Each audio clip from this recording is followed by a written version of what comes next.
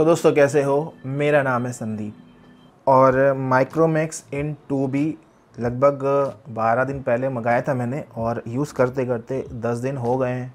तो इस बीच ये 10 दिनों में मैंने क्या फ़ील किया है, क्या एक्सपीरियंस मेरे रहे हैं, वो इस वीडियो में मैं आपको बताने वाला हूँ। और ये जो फ़ोन है, अगर एक सेंटेंस में बोला जाए तो काफ़ी इम्प्रेस किया है इसने, क्योंकि जिस प्राइस रेंज में ये गिरता है उसमें ज़्यादातर आपको फ़ोन इस तरह के देखने को नहीं मिलते। इसका मतलब ये तो नहीं है कि इसमें कमी नहीं है, कमी इसमें है, बट कुछ चीज़ें ऐसी हैं जो कि आपकी डील ब्रेक करेंगी, कुछ चीज़ें ऐसी हैं जिनसे आपको फ़र्क नहीं पड़ता है। कहने का मतलब है कि अलग अलग यूज़र के अलग अलग कंसर्न, अलग अलग प्रॉब्लम्स हो सकती हैं इस फ़ोन को लेके।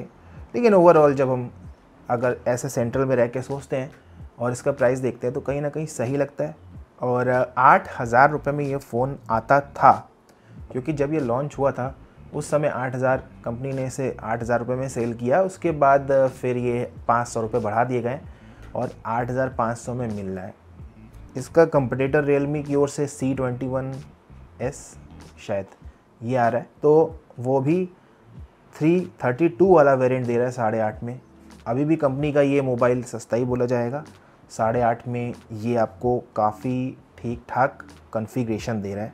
तो रियल लाइफ में कुछ यहाँ पे एक्सपीरियंस हुए थे जिसमें बहुत ही कॉमन चीज़ों पे मैं बात करने वाला हूँ। उस पर आप डिसाइड करेंगे कि क्या आपके लिए सूटेबल है या नहीं। जैसे कि अगर मैं ब्राइटनेस की बात करता हूँ तो इसकी ब्राइटनेस से मैं सेटिस्फाई हूँ। देखिए, अभी आप इसे एकदम सनलाइट में ले जाते हो तो आपको स्ट्रगल ज़रूर करना पड़ेगा, लेकिन जैसे अभी बरसात के दिन है और बादल बादल लगे रहते हैं तो वहाँ पे अगर आप इसे यूज़ करते हो तो आपको उतना स्ट्रगल नहीं करना पड़ेगा। कहने का मतलब है ब्राइटनेस इसकी ठीक ठाक है, ज़्यादा तो नहीं है, बट ज़्यादा ब्राइटनेस महंगे फ़ोनों में भी मिलती है, तो हमको प्राइस वाइज भी देखना पड़ता है, तो उसके अकॉर्डिंग यहाँ पे सही है। स्ट्रगल आपको धूप में कुछ ज़्यादा करना पड़ेगा और छाई में पेड़ के नीचे आपको नहीं करना पड़ेगा, बहुत कम के बराबर करना पड़ेगा। और घर के अंदर तो आपको पता है आराम से हो जाता है। बाकी बादल वाले मौसम में, अभी बरसात में आपको ठीक ठाक थोड़ा बहुत आपको स्ट्रगल करना पड़ सकता है देखने के मामले में। इसके अलावा इस फ़ोन में आपको जो प्रोसेसर देखने को मिलता है वो यूनिसॉक का है, और यूनिसॉक का प्रोसेसर ज़्यादातर हम लोग क्या करते हैं कि बहुत ज़्यादा पसंद नहीं करते, क्योंकि अभी इंडिया में उतना ज़्यादा चला नहीं है। लेकिन यूनिसॉक जो है थर्ड लीडिंग कंपनी बनने जा रही है, हुआवे को भी पछाड़ने वाली है एक तरह से। और चाइना की बात मैं कर रहा हूँ, वहाँ पे ये बहुत तेज़ी से मैन्युफैक्चर कर रहा है, तो अब थर्ड नंबर पे आने वाली है और मे बी शायद 1-2 महीने बाद आ जाए। तो यूनिसॉक ने इसमें जो प्रोसेसर दिया है वो काफ़ी ज़्यादा सही है। मेनली प्रोसेसर को हम देखते हैं कि उनके अंदर जो कौन कौन से कोर्स यूज़ हो रही है उसको देखते हुए, तो इसमें जो कोर्स आपको A75 परफॉर्मेंस के लिए देखने को मिलती है वो कॉन्फ़िगरेशन काफ़ी ज़्यादा सही है, जो कि एक अच्छा प्रोसेसर बनाता है। बट क्या होता है अगर हम प्रैक्टिकल लाइफ में इसे देखें तो हम क्या देखते हैं, कभी कभी बहुत सारे ऐप हमारे बैकग्राउंड में रहते हैं और उसके बाद हम फ़ोन चलाते हैं तो किस तरह का चल रहा है, हैंग वैंग तो नहीं कर रहा है या फिर बहुत ज़्यादा स्लो तो नहीं हो गया। ये चीज़ों पे हम, इन पैरामीटर्स पे हम चेक करते हैं फ़ोन्स को। तो यूजुअली जब मैंने इसे चला के देखा, बैकग्राउंड में मेरे बहुत सारे ऐप खुल गए थे ऑलरेडी यूज़ करते करते, उसके बाद भी कुछ बहुत ज़्यादा फ़र्क नहीं आया। लेकिन इसका मतलब ये नहीं है कि ये हमेशा ही इस तरह का चलेगा। समझने वाली बात यह है कि ये बाद में यूज़ होने के साथ साथ भी चेंज हो सकता है। सारे फ़ोन होते हैं, कुछ बहुत धीरे से होते हैं जिसको हम कहते हैं कि हाँ अच्छा परफॉर्मेंस वाले, कुछ जो है बहुत तेज़ी से अपने आप को चेंज करते हैं, कुछ का परफॉर्मेंस बहुत तेज़ी से डिग्रेड होता है। कहीं ये उन फ़ोन्स में तो नहीं आएगा, तो वो फ्यूचर की बात है, फ्यूचर में देखेंगे। अभी की बात करते हैं टेस्टिंग के टाइम पे, जब ये फ़ोन केवल 10 दिन टेस्ट किया गया तो यहाँ पे बहुत सारे ऐप्स भी बैकग्राउंड में खुले थे, उसमें कुछ ऐसी परेशानी तो नहीं आई हमको। बाकी देखा जाता है कि ऐप का ओपनिंग और क्लोजिंग टाइम क्या है, तो ओपनिंग टाइम बिल्कुल वैसा ही है। 15,000 तक के फ़ोन में भी आपको लगभग ऐसे ही देखने को मिलते हैं, और ये तब मैं बता रहा हूँ जब मैंने इसमें 2 भारी गेम इंस्टॉल कर रखे हैं। ऑलमोस्ट कॉल ऑफ ड्यूटी था 3 GB का, वो भी मैंने 3.2 GB का इंस्टॉल किया।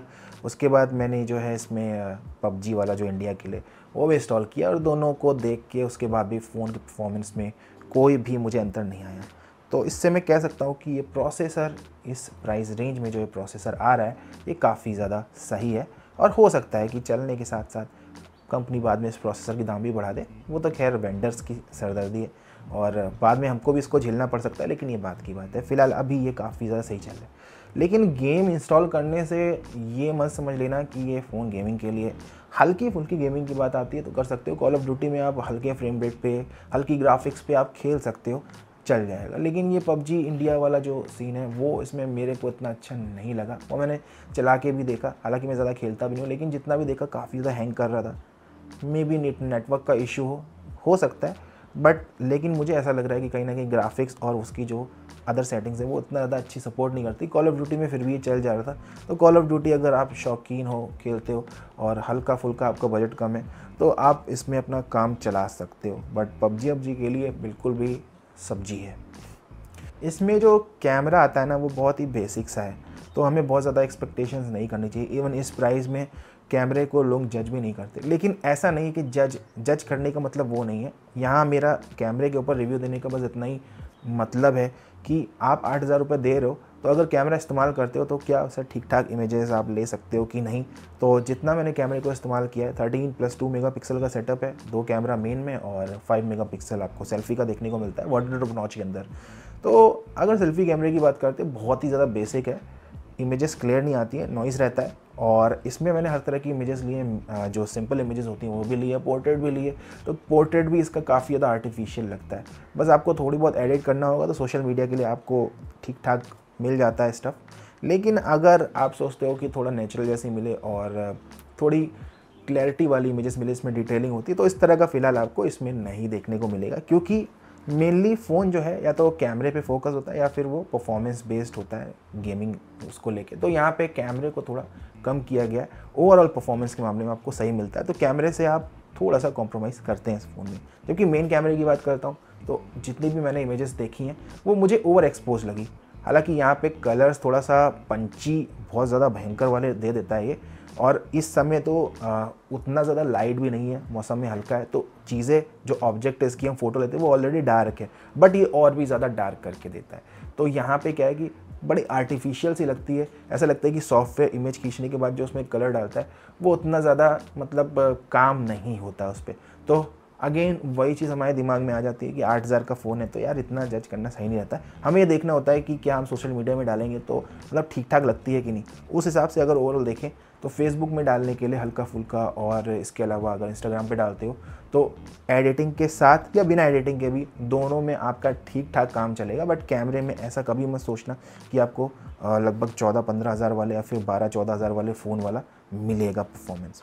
लेकिन मैं एक चीज़ बता देता हूँ, ओवरऑल अगर कैमरे को हटा दिया जाए तो ये फ़ोन कुछ आपको 12-13 हज़ार में जो रियलमी और रेडमी के जो फ़ोन आते हैं उस वाला परफॉर्मेंस देता है। तो यहाँ पे मैं जो इसके ड्रॉबैक हैं वो इसके प्राइस को अगर देखा जाए तो वो पीछे हो जाते हैं, और काफ़ी सही फ़ोन ये लगता है। सो यहाँ पे इतना ज़्यादा मैं इसके साथ कोई शिकायत नहीं रख सकता। बाकी आप इसे अगर 8,000 में लेते हो, बल्कि मैंने तो इसे और ऑफ़र के साथ 7,250 में लिया था, तो इस प्राइस में कहीं ना कहीं आपको मिल जाता है तो आपके लिए बहुत ही ज़्यादा अच्छी डील होती है।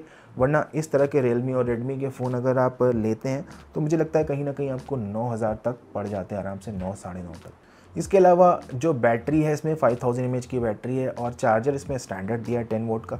और इसका खामियाजा टाइप का भुगतना पड़ता है क्योंकि इसको चार्ज होने में लगभग पौने 3 घंटे लग जाते हैं। लेकिन चलने की बात है तो इसकी बैटरी चल भी जाती है। जब इसका वाईफाई यूज़ करता हूँ, हॉटस्पॉट इसका यूज़ करता हूँ, तो इसकी बैटरी जो है पूरा, अभी तो नया है तो 1.5 दिन चल जा रही है, कभी कभी पूरा दूसरे दिन तक लास्ट पहुँच जाती है। और स्टैंड बाई में भी इसकी जो बैटरी है वो थोड़ी ड्रेन होती है, हल्की ड्रेन होती है। मतलब ऐसा नहीं कि आप रख दोगे तो बिल्कुल ही ड्रेन नहीं होगी। हो सकता है बैकग्राउंड में कुछ एप्लीकेशन चल रहे हो मेरे, तो मैंने अभी वो सब चीज़ें नहीं देखी, उस पर कोई बहुत ज़्यादा काम नहीं किया। बट ओवरऑल बैटरी यहाँ पे सही है। बस चार्जिंग का जो टाइम है वो डिसअपॉइंट करता है। तो ये वो फ़ोन होते हैं जिनमें आपको सुबह उठ के 5 बजे 4 बजे लगा देना होता है, या फिर रात में सोते समय लगा दो और 2-3 घंटे बाद निकाल लो, कुछ इस तरह से करना पड़ता है। तो जबकि ये Realme 7 जो है मेरा, उसमें ऐसा कुछ भी नहीं होता है, तो मुझे थोड़ा सा ये ऑड लग रहा है। लेकिन कोई नहीं, बाकी सारी चीज़ें इसमें काफ़ी ज़्यादा सही हैं। और यहाँ पे जो स्पीकर है आपको नीचे देखने को मिलता है, तो शुरू में तो मैंने इसे टेस्ट भी किया तो बहुत ज़्यादा मुझे डिफरेंस नहीं लगा।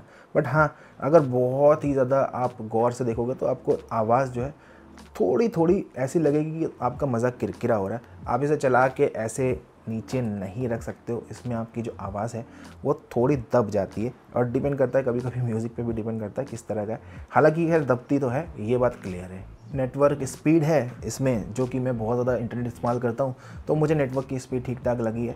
अगर आपके वहाँ सिग्नल आ रहे हैं तो लगभग आपको 30 से 35 MB/s की स्पीड मिल जाती है। अपलोड में यहाँ पे फ़िलहाल मेरे नेटवर्क में अप टू 5 to 6 MB/s की स्पीड दिखा रहा है, और यहाँ पे मल्टी बैंड तो है, तो इस मामले में सही है, ठीक ठाक है, मतलब स्पीड आपको दे देता है। बाकी एक चीज़ मुझे थोड़ी सी इसमें अजीब लगी है, इसका पीछे फिंगरप्रिंट स्कैनर है। अगर आप बिना कवर के फ़ोन को इस्तेमाल करते हो तो फिंगरप्रिंट स्कैनर को लोकेट करना बहुत ज़्यादा अजीब हो जाता है, मुश्किल सा होता है, क्योंकि इसमें आपको बहुत ज़्यादा कुछ उभरा हुआ कुछ टेक्सचर जैसा नहीं देखने को मिलता है, तो कभी कभी आप कंफ्यूज होते हो। लेकिन अगर आप कवर लगाते हो ना, तो फिर कवर में तो आपको पूरा पूरा उसका फ्रेम मिलता है, तो आपकी उंगली ठीक ठाक जगह पे पहुंच ही जाती है। लेकिन बिना कवर के थोड़ा सा आपको ऑड लगेगा इसको, इसका मतलब जो इसका लॉक है उसे खोलने में। बाकी फ़ोन काफ़ी ज़्यादा सॉलिड है। 188 ग्राम का था जब मैंने इसे शुरुआत में किया था, याद नहीं आ रहा, अभी दोबारा नहीं किया। 188 ग्राम का है, तो थोड़ा सा आपको हैवी जैसा लगता है, और फील जो है वो सॉलिड वाली है, कहीं से ये कट कट या पट पट नहीं करता है, इस तरह की कोई आवाज़ नहीं आती, तो काफ़ी सही फ़ोन है। इस बार बिल्ड पे काफ़ी ज़्यादा ध्यान दिया है, और याद होगा आपको पिछली बार ऐसा हुआ था, नोट वाली सीरीज़ उतनी ज़्यादा अच्छी नहीं थी जितना इन 1B थी, तो ये तो 2B है। खैर 1B अच्छा था तो 2B अच्छा ही है, और नोट में प्रॉब्लम आ रही थी बिल्ड क्वालिटी को लेके, बट यहाँ पे फ़िलहाल कोई प्रॉब्लम नहीं है। इन 1B अच्छा था और इन 2B भी अच्छा ही है। बाकी इसमें एक अच्छी बात यह है कि इसकी जो डिस्प्ले है वो 720p है, लेकिन आप यहाँ पे HD वाले जो वीडियो वो देख सकते हो 1080p वाले। और हाँ, एक चीज़ मैं आपको बता रहा हूँ कि यहाँ पे जब भी आप इसका फिंगरप्रिंट को इस्तेमाल करते हो तो यहाँ पे इसकी स्पीड है वो थोड़ी सी कम रहती है। जैसे कि ये बंद है, तो ये देखो, तो ये मैंने अगर किया तो देखो टाइम लग रहा है खुलने में थोड़ा सा, फिर बंद किया और ये किया तो थोड़ा सा स्पीड स्लो है, लेकिन कोई नहीं, चल जाता है, इतना कोई परेशानी वाली बात नहीं है। तो यार देखो, मेन चीज़ें मैंने बता दी। इसको लेके अगर कोई सवाल है तो कर सकते हो नीचे कमेंट सेक्शन में, मैं आपको वहाँ पे आंसर कर दूँगा। लेकिन एक चीज़ बता देता हूँ कि अगर इसकी सर्विस आपके एरिया में, आपकी सिटी में अच्छी है, तो ये एक अच्छी डील है माइक्रोमैक्स की ओर। कहीं ना कहीं आपको कम प्राइस में अच्छा सामान दे रहे हैं, और ये इसीलिए कि माइक्रोमैक्स दोबारा उठने की कोशिश कर रहे हैं, तो अच्छी चीज़ है। फ़ोन अच्छा निकाला है, मुझे फ़ोन से कोई भी शिकायत नहीं है। इस प्राइस में आपको इससे बेहतर नहीं देखने को मिल सकता है। जनरली मुझे बस एक ही चीज़ की डर है कि माइक्रोमैक्स बहुत समय से लिया नहीं है मैंने, तो सर्विस का कुछ गड़बड़ ना हो, कि अभी फ़ोन तो मैंने ले लिया है, यूजुअली मुझे सर्विस सेंटर जाने की ज़रूरत पड़ती नहीं है, लेकिन कभी पड़ जाए अगर मान लो इसमें माइक्रोमैक्स में, तो वहाँ का एक्सपीरियंस कैसा होगा ये अभी मैं बिल्कुल भी नहीं जानता। जबकि रियलमी और जो रेडमी है वो तो अपने ठीक ठाक मदद करते ही हैं, जो सर्विस देते ही हैं, लेकिन इनका अभी तक मुझे कुछ पता नहीं है, तो ये इसको लेके मैं थोड़ा सा डर में हूँ। तो ये फ़ोन अगर आप लेते हो तो उसके लिए एक बड़ा थम्स अप है, क्योंकि 10 दिन का एक्सपीरियंस ठीक ठाक रहा है, कुछ ऐसा देखने को नहीं मिला है। 60 हर्ट्ज़ का डिस्प्ले भी ठीक ठाक चल रहा है, लेकिन बस डर ये है कि सर्विस वाली चीज़ पे निराश ना हो। मेरे को अपनी सिटी का भी नहीं पता अभी तक कैसी है, बाकी आप अपनी सिटी में बताना कि आप इसके बारे में कुछ श्योर हो, कंफर्म हो कि कैसा है कि नहीं।